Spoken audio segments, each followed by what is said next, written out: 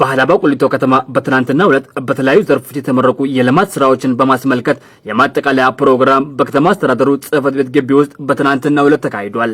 በሃላባ ቁሊቶ ከተማ ህብረተሰቡን በማሳተፍ የተሰራ የሚገኘው የልማት ስራ ተጠናክሮ እንደሚቀጥል የተገለጸ ሲሆን የብልጽግና ፓርቲን አደረጃጀትን ለማጠናከር የተጀመሩ ስራዎች ቀጣይነት ሊኖራቸው ይገባል ተብሏል።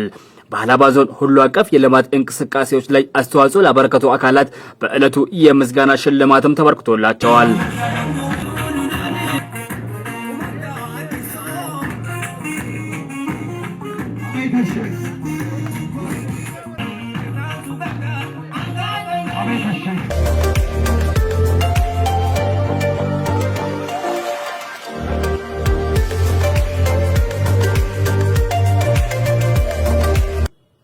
የሃላባ ዞን ዋና አስተዳደር አቶ ሙህዲን ሁሴን አመራሩ አንድነቱን እያጠናከረ የተደማመጠ የሰራ ነው ያለው ለሐሜቶች ቦታ ባለመስጠት ህዝቡና አመራሩ ተደማምቶ ገጠርና ከተማ አስደሳች የልማት ስራ የተሰራ ነው ብለዋል።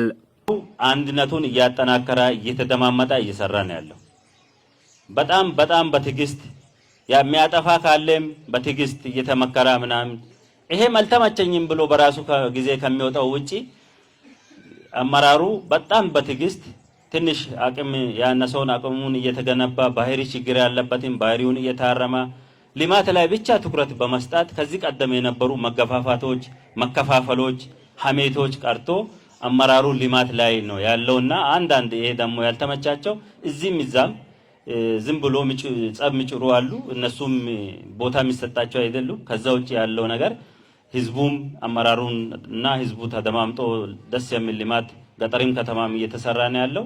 ለዚህ ደግሞ ህዝቡ በዚህ አመራር ጎን ከሆነ ከዚህ በላይ ልማት መስራት እንችላለን። በሃላባ ቁሊቶ ከተማ በተደረገው የአመራር ሪፎርም ውጤት መታየቱን ገልጸው ከተማ አስተዳደሩ ለሃላባ ኢንተርናሽናል ስታዲየም ግንባታ የተደረገው ድጋፍ የሚደነቅ መሆኑን ገልጸው አመስግነዋል። ቁሊቶ ከተማ አንዱ የተደረገው የአመራር ሪፎርም ያመጣው ውጤት ዛሬ ያየነው ዛሬ ያስመረቅነው ነው።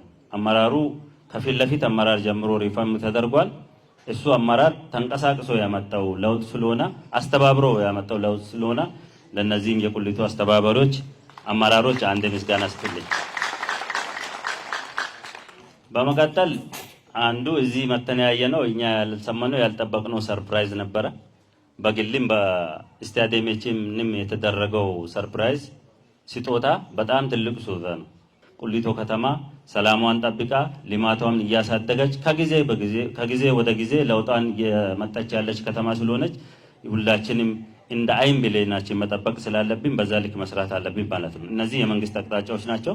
እነዚህን ጨምረን የጀመርናቸውን ዛሬ ያስመረቅናቸውን ያላስመረቅናቸውንም ስራዎች ቀጣይ ደግሞ በሙሉ አቅማችን በሙሉ ልብ ደግሞ 19ኙንም አጀንዳ የምናስመርቅበት ቀጠና ሊፈጠር ይገባል። ሰፈር ማንደር ሊፈጠር ይገባል ማለት ነው። የሃላባ ቁሊቶ ከተማ አስተዳደር ከንቲባ አቶ ገመዳ መሐመድ በከተማ አስተዳደሩ በተለያዩ ዘርፎች በርካታ የልማት ስራዎች የተሰሩ እንደሚገኝ ገለጻ አድርገዋል። የመጀመሪያው የልማት ትሩፋት ስራዎችን ነው። ልማት ትሩፋት ብለን ስንል ብዙ ስራዎች አሉ። መንግስት በሀገር ደረጃ በዓለም ደረጃ ያሉትን ተጽዕኖዎችን የኑሮ ውድነትን ለመቀነስ ጫናውን ለመቀነስ ልማት ትሩፋት በሚል የመጣውን ሐሳብ ተቀብለ እንደ ከተማ አስተዳደር ብዙ ስራዎች እየተሰሩ ነው። በዚህም ደግሞ በጣም ተጠቃሚ እንደሆን እናውቃለን። በዚህ መነሻ ሆነን እንደ ከተማ አስተዳደር 22 መንደር አካባቢ ላይ ካሉን መንደሮች 22 መንደር ላይ የዚህ የልማት ትሩፋት በተለይ የዶሮ እርባታን በተመለከተ በሰፊው የማልማት ስራ ብቻም ሳይሆን እንቁላልን የማቅረብ ተርፎ ከቤትም አልፎ ለሌሎች የማቅረብ ስራ እየተሰራ ነውና ጎን ለጎን የኢኮኖሚውንም የማህበራዊውን ተጠቃሚነትም ጭምር ችግሮችን መቅረፍ ብቻም ሳይሆን የኢኮኖሚን ተጠቃሚ የሆንበት ሂደቶች አሉ። ለዚህ ደግሞ ከሀገር ደረጃ በሀገር ደረጃም ጭምር እንደ ከተማ አስተዳደር በዞን ደረጃ ተሞቶ የታየበት እውቅናም የተሰጠበት ሂደት ስላለ እሱን ሁላችንም ዛሬም የተመረቁ መንደሮች አሉ። ስለዚህ ዛሬ ተመርቋል ብለን ዝም የምንለው ሳይሆን ያልተመረቁት የሚመረቁበት የተመረቁት ደግሞ አጠናክረን የምንቀጥልበት ሂደት ይዘን መሄድ አለብን የሚለውን ለማንሳት ነው። የአካባቢው ሰላም በመጠበቅ ጸጉረ ልውጦችን በመከታተል በየብሎኮች የተጀመሩ ስራዎችን ማጠናከር እንደሚገባና የሰላም ጉዳይ የሁሉም ጉዳይ ሊሆን ይገባል በማለትም ከንቲባ አቶ ገመዳ መሐመድ በዕለቱ ሰፋ ያለ መልእክት አስተላልፈዋል። ሰላም ትልቁ ነገር ሰላም ነው። ሰላም ላይ እንደ ከተማ አስተዳደር ሁሉም ባለበት አካባቢ ትኩረት ሰጥቶ ማየት መቻል አለበት።